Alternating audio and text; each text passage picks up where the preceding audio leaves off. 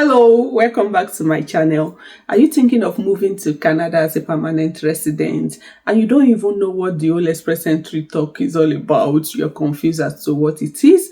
Don't worry, by the end of this video you have a full understanding of what express entry is all about. As someone who is a first-hand beneficiary of the express entry program and currently a permanent resident in Canada, I will be walking you through the step-by-step process from confirming your eligibility to becoming a permanent resident. Everything you need to know about the express entry program, and I will also be giving you real tips on how to boost your CRS score and also stand a chance in the express entry program. You don't want to skip any part of this video, so let's go straight into it.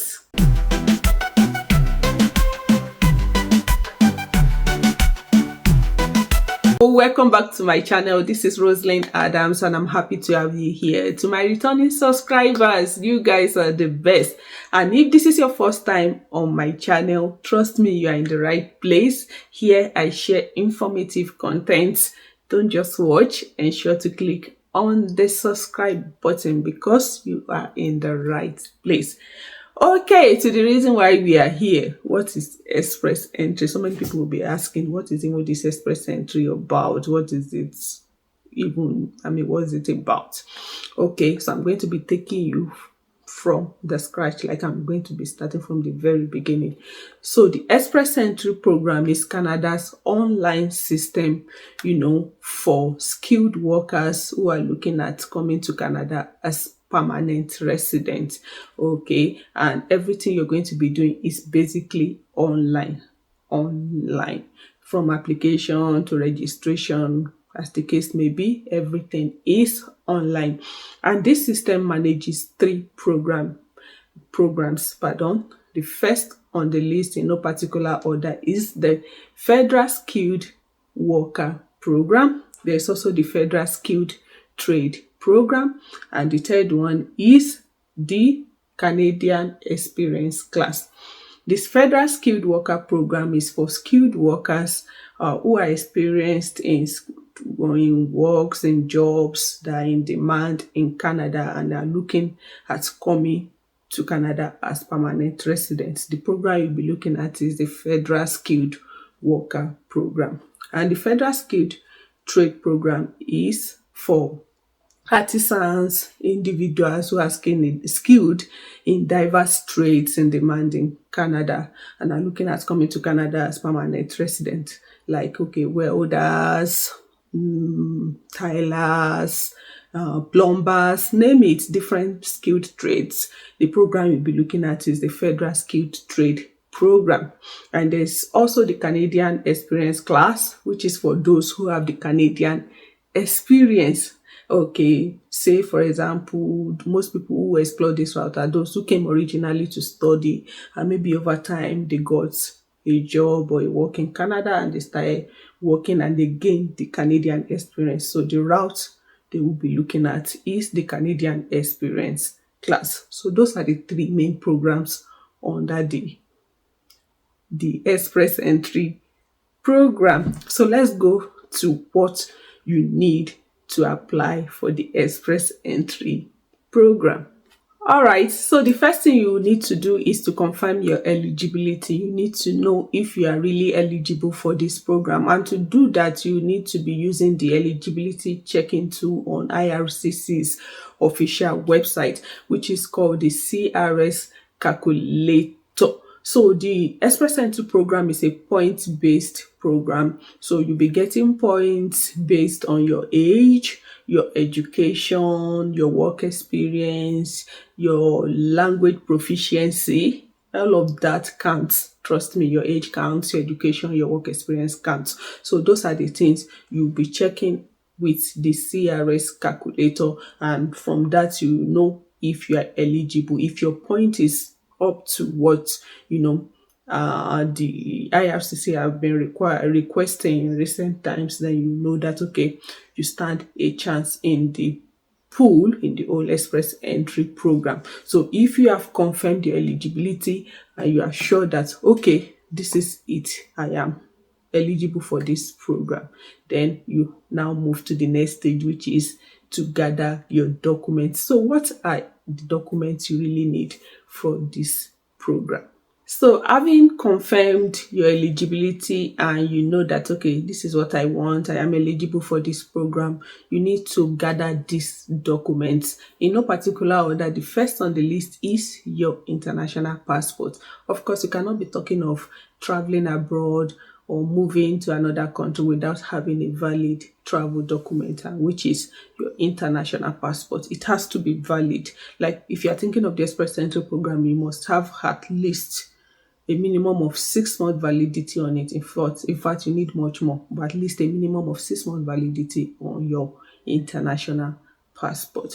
And the second one will be your language test result, which is very, very important.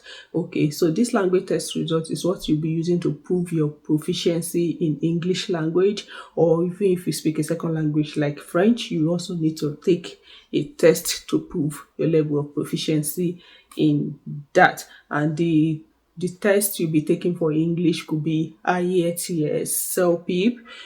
For French, it could be TCF Canada or TEF Canada. Please aim for a very high point, because whatsoever you get in your test results will either make or mar your application. It will boost your point if it's a very high point. So always target a very high point in your language test. It is very, very important because everything is point based, like I said. So you need a very, very high point. And another important document you need is your ECA, which is your educational credential assessment.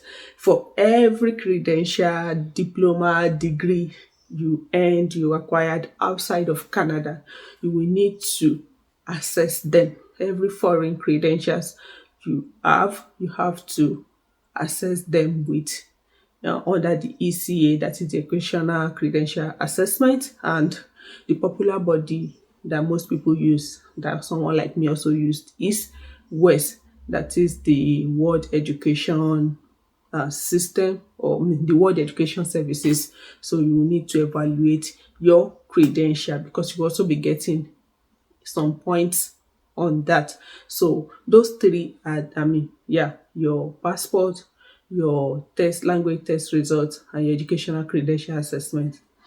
They are the major 3 documents you need to open an Express Entry profile. The other ones you'll be needing later on, like your police report,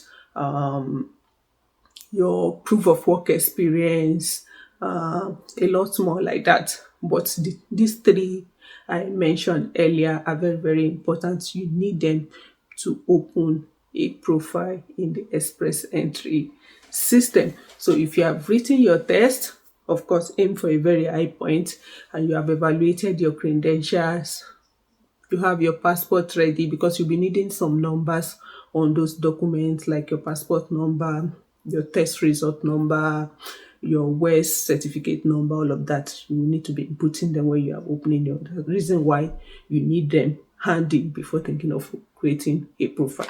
So if those 3 documents are ready, then you are ready to create a profile in the Express Entry system. Okay, so lastly, once you've gathered this document, head straight to the IRCC's official website and create a profile. Creating a profile is very, very easy. I'm an advocate of DIY, like do it yourself. These things are, are easy to do. If you want to pay someone, I wouldn't stop you, but I really, really advocate you doing it yourself, putting in your informations yourself. So it will be giving you prompts, asking you questions based on your age, your education, your work experience, your background, everything in between. It will be giving you promptings, and these are easy things you could do yourself. And the moment you filled everything, upload your necessary documents at that particular point, and you are done, then you are officially in the Express Entry pool. We call it the pool. That's why you hear people, I'm in the pool, I'm waiting for the draw. So as soon as you submit your application, then you'll be waiting for the next official draw. And hopefully you would be invited. So in my next subsequent videos, I will be talking about ways you could boost your CRS score while in the express entry pool. So this is where I will be stopping today. As usual, if you have questions, feel free to drop them in the comment section. I will be doing my best, to the best of my ability, to answer those questions. So I will be seeing you in my next video. Take care and bye.